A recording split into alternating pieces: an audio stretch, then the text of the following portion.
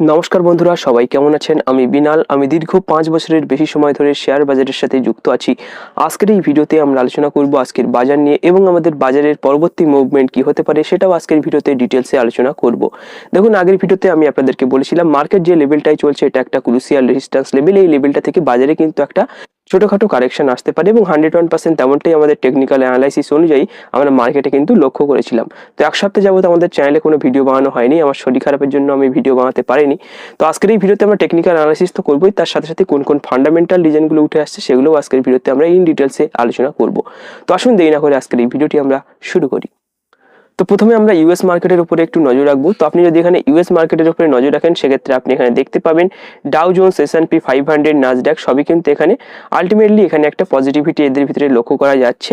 তো এখানে যদি আপনি ইউরোপিয়ান মার্কেটের উপরে নজর রাখেন সেক্ষেত্রেও কিন্তু এখানে একটা আলটিমেটলি বুলিশ সেন্টিমেন্ট এখানে লক্ষ্য করা যাচ্ছে।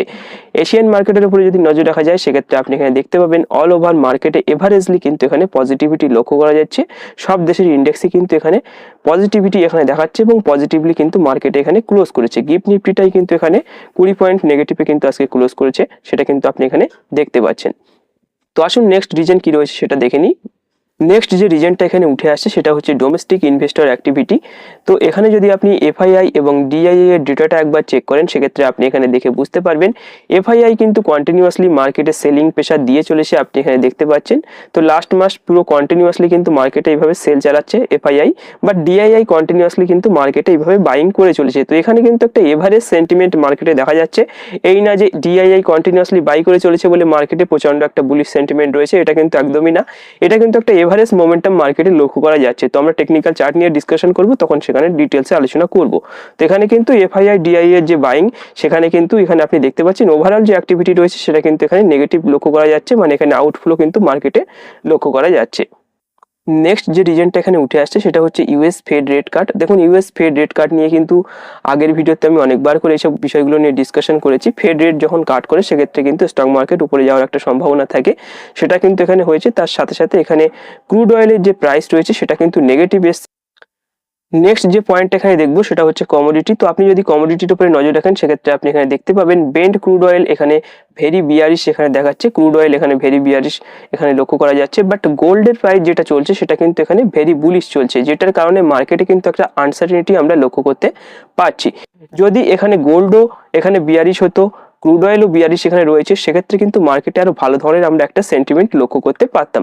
তো আসুন এগুলো নিয়ে আর বেশি কিছু আলোচনা করব না, এবার আমরা ডিরেক্টলি চার্ট নিয়ে আলোচনা করব। তো আমি এখানে ডাউ জোন্সের চার্টটা ওপেন করেছি। দেখুন ডাউ জোন্সের চার্টটা এখানে যেটা আমাদেরকে বলছে, দেখুন আগের ভিডিওতে আমি আপনাদেরকে বলেছিলাম ডাউ জোন্সের ভিতরে কিন্তু এখানে একটা inverted head and shoulder pattern তৈরি হওয়ার সম্ভাবনা রয়েছে এবং 101% তেমনটাই কিন্তু এখানে লক্ষ্য করা যাচ্ছে।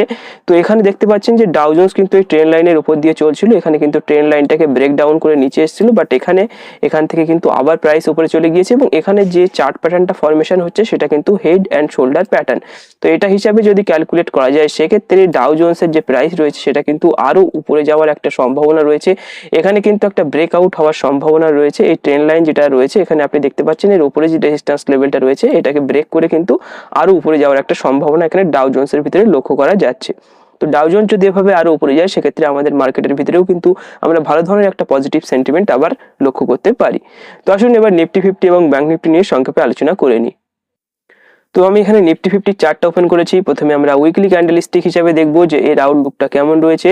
তো আপনি যদি এখানে উইকলি ক্যান্ডেলস্টিক হিসাবে নিফটিকে দেখেন সেক্ষেত্রে আপনি বুঝতে পারবেন নিফটির ভিতরে কিন্তু ভালো ধরনের একটা বাইং প্রেশার পুনরায় এখানে লক্ষ্য করা যাচ্ছে। অ্যাজ পার উইকলি ক্যান্ডেলস্টিক এখানে দেখুন প্রাইসটা কিন্তু নিচে চলে এসেছিল, বাট এখানে বাইং প্রেশারটা কিন্তু মার্কেটে আবার লক্ষ্য করা যাচ্ছে এবং প্রাইসটা কিন্তু আস্তে আস্তে উপরের দিকে যাচ্ছে। এখানে কিন্তু একটা হ্যামার ক্যান্ডেলস্টিক তৈরি হওয়ারও কিন্তু সম্ভাবনা এখানে লক্ষ্য করা যাচ্ছে। তো আমরা যদি ডের ক্যান্ডেলস্টিক দেখি তাহলে আসুন দেখে নিই যে কি বলছে আমাদের ডের ক্যান্ডেলস্টিক। দেখুন ডের ক্যান্ডেলস্টিক হিসাবে এখানে যদি দেখা যায় সেক্ষেত্রে এখানে কিন্তু আবার একটা রেজিস্ট্যান্স ফেস করতে পারে। দেখুন প্রাইসটা কিন্তু একটা চ্যানেলের ভিতর দিয়ে চলছিল, মানে একটা হায়ার হাই হায়ার লো যে প্যাটার্ন রয়েছে সেই প্যাটার্ন কিন্তু এখানে ফরমেশন হচ্ছে। দেখুন ট্রেন্ড লাইন কিভাবে টানতে হয় আপনি এখানে ভালোভাবে বুঝে নিন। দেখুন ম্যাক্সিমাম টাচ পয়েন্ট কিন্তু আমাদের নিতে হয়। আপনি যদি বলেন এই দুটো কেন নিচ্ছেন না, তো এটা কিন্তু ভুল হবে। ম্যাক্সিমাম টাচ পয়েন্ট যেখানে হবে সেটাই কিন্তু ট্রেন্ড লাইন তৈরি হবে। ম্যাক্সিমাম টাচ পয়েন্ট সবসময় কিন্তু এখানে টাচ করার চেষ্টা করতে হবে, সেক্ষেত্রে ট্রেন্ড লাইনটা কিন্তু ভালোভাবে ড্র করা যাবে। তো আপনি এখানে দেখতে পাচ্ছেন এখানে কিন্তু একটা হায়ার হাই হায়ার লো যে প্যাটার্ন রয়েছে এটা কিন্তু এখানে তৈরি করার চেষ্টা করছে, বাট এখানে ট্রেন্ড লাইনটা ব্রেক হয়ে গিয়েছে, সেক্ষেত্রে এখানে একটা বিয়ারিশ সেন্টিমেন্টও কিন্তু লক্ষ্য করা যায়। আপনি যদি দেখেন প্রাইসটা কিন্তু এইভাবে গিয়ে এখান থেকে কিন্তু আবার নিচে আসারও একটা সম্ভাবনা রয়েছে। এখানে কিন্তু একটা ক্রুশিয়াল রেজিস্ট্যান্স এখানে আমরা লক্ষ্য করতে পারছি, আপনি এখানে দেখতে পাচ্ছেন এটা কিন্তু একটা ক্রুশিয়াল রেজিস্ট্যান্স, এখান থেকে কিন্তু প্রাইস আবারও রিজেকশন হওয়ার একটা সম্ভাবনা রয়েছে।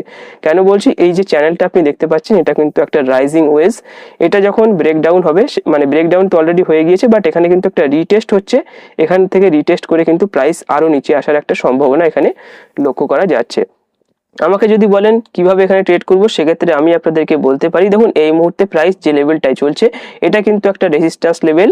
এই মুহূর্তে আমরা অপশন ট্রেড যদি করি সেক্ষেত্রে কিন্তু আমরা সেলিং সাইডের এন্ট্রি এখানে করতে পারি, এখানে কিন্তু একটা রেজিস্ট্যান্স এখানে ফেস করতে পারে। আমরা কিন্তু এই মুহূর্তে কোনো ধরনের স্টককে বাই করব না। স্টক বাই আমরা কখন করব, স্টক বাই আমরা তখনই করব যখন এর অল টাইম হাইটা ব্রেক হয়ে যাবে। অল টাইম হাইটা ব্রেক করে যখন প্রাইসটা উপরে গিয়ে ক্লোজিং করবে তারপর কিন্তু আমরা নিফটি রিলেটেড স্টকের ভিতরে বাই করব, বাট এই মুহূর্তে আমরা কোনো ধরনের নিফটি রিলেটেড স্টকের ভিতরে বাই করব না। এখানে কিন্তু একটা রেজিস্ট্যান্স ফেস করার সম্ভাবনা এখানে লক্ষ্য করা যাচ্ছে। আমরা যদি মন্ডেতে মার্কেট ওপেনিং এ যখন আমরা যদি লক্ষ্য করি সেক্ষেত্রে কিন্তু আমার মনে হয় এখানে কিন্তু একটা নেগেটিভ সেন্টিমেন্ট দিয়ে মার্কেট কিন্তু এখানে ওপেন হতে পারে, কারণ এখানে কিন্তু একটা রেজিস্ট্যান্স লেভেলের কাছাকাছি মার্কেট চলছে এবং এখানে রিটেস্ট করে কিন্তু প্রাইস আরো নিচে আসতে পারে। যারা অপশন ট্রেড করছেন তারা কিন্তু নেগেটিভ সাইডের এন্ট্রি এখানে করতে পারেন বা পুট অপশনকে বাই করে এখানে চলতে পারেন। এছাড়া কিন্তু তেমন কিছু বলার নেই এই মুহূর্তে নিফটি ফিফটির ভিতরে। তো আসুন এবার ব্যাংক নিফটি নিয়ে একটু ডিসকাশন করে নিই।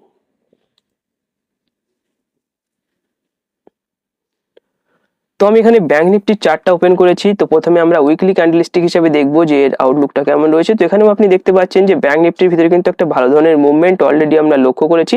এখানেও কিন্তু একটা নিচ থেকে বাইং প্রেসার লক্ষ্য করা যাচ্ছে এবং আস্তে আস্তে প্রাইসটা উপরের দিকে যাচ্ছে, এখানে আপনি সেটা ক্লিয়ারলি লক্ষ্য করতে পারছেন। আমরা ডে ক্যান্ডেলস্টিক হিসেবে দেখবো যে কি অবস্থা রয়েছে ব্যাংক নিফটির। তো আপনি এখানে দেখতে পাচ্ছেন এখানে কিন্তু প্রাইসটা একটা higher high higher low pattern এখানে তৈরি করার চেষ্টা করছে। এখানে কিন্তু ব্যাংক নিফটির ভিতরে কিন্তু একটা ভালো ধরনের মোমেন্টাম আমরা এখানে লক্ষ্য করছি। আমি আপনাদেরকে বলেছিলাম এই লেভেলটায় বাইং করবেন এবং এখানে 58,600 নিচে স্টপ লস রাখবেন। এখনো কিন্তু স্টপ লসের পজিশনটাই আসেনি।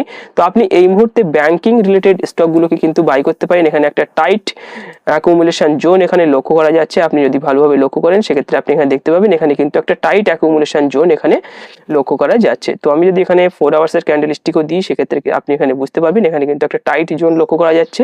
এখান থেকে রিটেস্ট করে কিন্তু ব্যাংক নিফটি আরো উপরে যাওয়ার সম্ভাবনা রয়েছে, মানে ব্যাংকিং রিলেটেড যে সমস্ত স্টক রয়েছে সেখানে কিন্তু আপনি চাইলে এন্ট্রি করতে পারেন এবং এখানে আপনি স্টপ লসটা এখানে বুঝতে পারছেন যে এখানে 58,600 নিচে আপনাকে স্টপ লসটাকে প্লট করতে হবে। এর নিচে চলে আসলে কিন্তু ব্যাংক নিফটির ভিতরে আমরা আবার নেগেটিভ সেন্টিমেন্ট এখানে দেখতে পারি।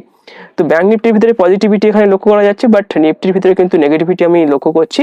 এই মুহূর্তে যারা স্টক বাইং করবেন ভাবছেন তাদেরকে আমি বলবো আপনারা ব্যাংকিং রিলেটেড স্টককে বাই করতে পারেন, বাট নিফটি রিলেটেড স্টককে এই মুহূর্তে বাই করবেন না, কারণ ওখানে কিন্তু একটা নেগেটিভ প্যাটার্ন লক্ষ্য করা যাচ্ছে।